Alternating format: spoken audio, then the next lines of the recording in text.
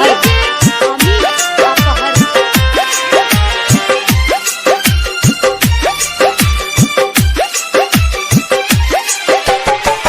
दिलवा लगा के हमके भुला के जान हमके छोड़ के मत जइया। दिलवा लगा के हमके भुला के काल चाल जइबू जान तू हमके रोआ के काल चाल जइबू जान तू हमके रोआ के। डीजे अमित अपहर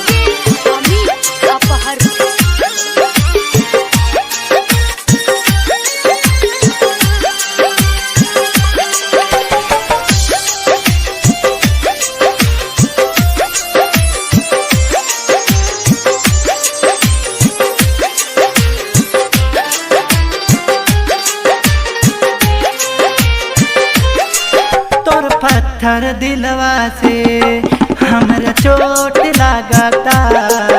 अब तोहर बिना ये जान मनवा नाही लागता। जान सुनताऊ ना तोर पत्थर दिलवा से हमरा चोट लागता। अब तोहर बिना ये जान मनवा नाही लागता। दिल में बसा के हमके बिसरा के दिल में बसा के हमके बिसरा के काल चाल जइबू जान तू हमके रोआ के काल चाल जइबू जान तू हमके रोआ के।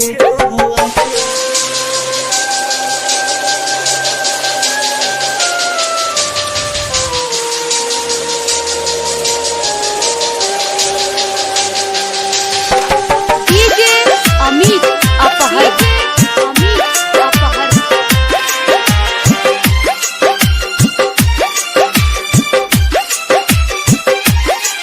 सोहबत के बोला जान काहे दिल में जख्म दहलू।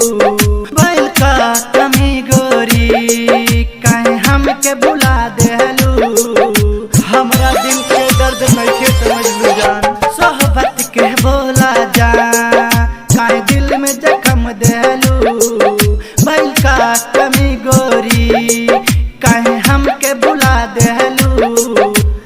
दिल नाही लागे रात रात जागे दिल नाही लागे रात रात जागे काल चाल जइबू जान तू हमके रोआ के काल चाल जइबू जान तू हमके रोआ के।